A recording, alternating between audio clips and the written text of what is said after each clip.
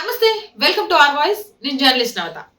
మధ్యప్రదేశ్ ఇండోర్లో ఒక నిరసన తెలియజేశారు పహల్గామా జరిగిన దాడికి సంబంధించి. నాకైతే సూపర్ నచ్చిందబ్బా.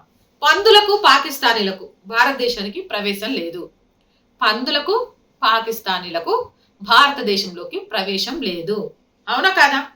పందులు పాకిస్తానీలు భారతదేశంలోకి రాకుండా ఉంటే చాలా చాలా చాలా చాలా సంతోషంగా ఉంటుంది భారతదేశం. సరే, నా మాటల కంటే ముందు ఆ వీడియో చూసేయండి, మీకు కూడా మస్తు అనిపిస్తుంది.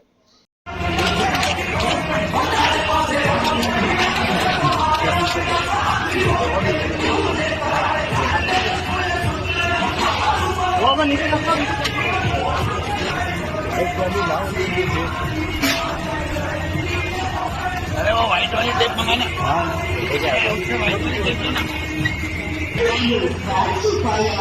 सुंदर है स्वाद की राजधानी इंदौर में बुलाकर यहाँ आपको अलग चल गया है नए स्वाद का मधुर ऐसा जो नए भूल लगाए और लाजवाब व्यंजन बनाते हैं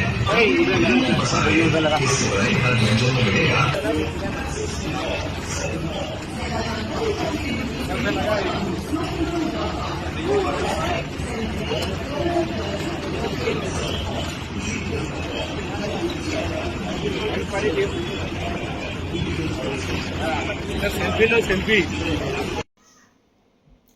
చూసారు కదా, ఏదైతే పహల్గామాలో నీ మతం ఏంటి అని అడిగి మరి ఊచకోత కోసారో కుటుంబం ముందు, వాళ్లకు వ్యతిరేకంగా నిరసన కార్యక్రమాల్ని మధ్యప్రదేశ్లోని ఇండోర్లో చాలా పెద్ద ఎత్తున చేశారు. ఈ నిరసనలో వినూత్నంగా పందులకు పాకిస్తానీలకు ప్రవేశం లేదు అంటూ చాలా పెద్దగా నినాదించడంతో పాటు పెద్ద పెద్ద ఫ్లెక్సీలు ఏర్పాటు చేశారు. ఈ స్లోగన్ ఏదో బాగున్నట్టుంది. భారతదేశ వ్యాప్తంగా ప్రతి రాష్ట్రంలో, ప్రతి జిల్లాలో, ప్రతి గ్రామంలో పందులకు పాకిస్తానీలకు ప్రవేశం లేదు అంటూ నిరసన తెలియజేయాల్సిన సమయం ఆసన్నమైందేమో అనిపించింది. ఇంత ఇంట్రెస్టింగ్ సీన్ చూసినాక మీకేమనిపించింది? ఎందుకంటే ఒకప్పుడు భారతీయుల్ని బ్రిటిష్ వాళ్ళు ఎలా చూసేవాళ్ళో మనందరికీ తెలుసు. అలాంటి వాళ్ళ చేతుల్లో నుంచి చాలా చాలా కష్టపడి ఎంతో మంది త్యాగజనుల ప్రాణాలను అర్పిస్తే ఈ రోజు భారతదేశానికి స్వతంత్రం తీసుకొచ్చాం.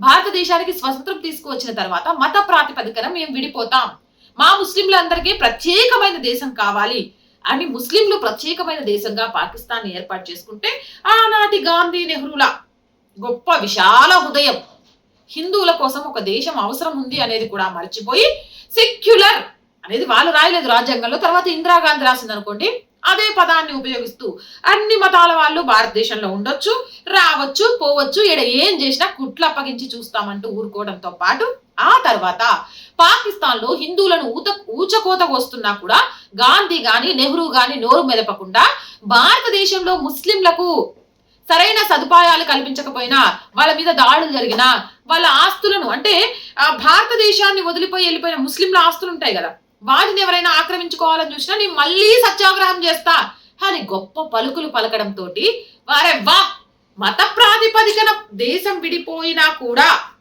మా భారతదేశం, ఈ భారతదేశం ముస్లింలదే, ముస్లింల కోసం ఈ భారతదేశంలోని రాజకీయ పార్టీలు, రాజకీయ నాయకులు బూట్లు నాకడానికి సిద్ధమయ్యే వాళ్ళు కొంతమంది ఉన్నారని గ్రహించి అప్పటి నుంచి కూడా పాకిస్తానీ ముస్లింలు భారతదేశాన్ని వాళ్ళ అబ్బ సొత్తుగా భావించి వాళ్ళకు కావాలి అన్నప్పుడల్లా ఆక్రమించుకోవడానికి లేకపోతే విధ్వంసాలు సృష్టించడానికి ప్రయత్నం చేస్తుంటే, ఎస్ ఇప్పుడు భారతీయులు సరిగ్గా గుర్తించారు, పాకిస్తానీలు పందులు ఈ దేశంలో ఉండకూడదు అనే విషయాన్ని, వాళ్ళకు వ్యతిరేకంగా నినాదాలు చేస్తున్నారు అనేది చాలా చాలా చాలా గర్వంగా ఉంది.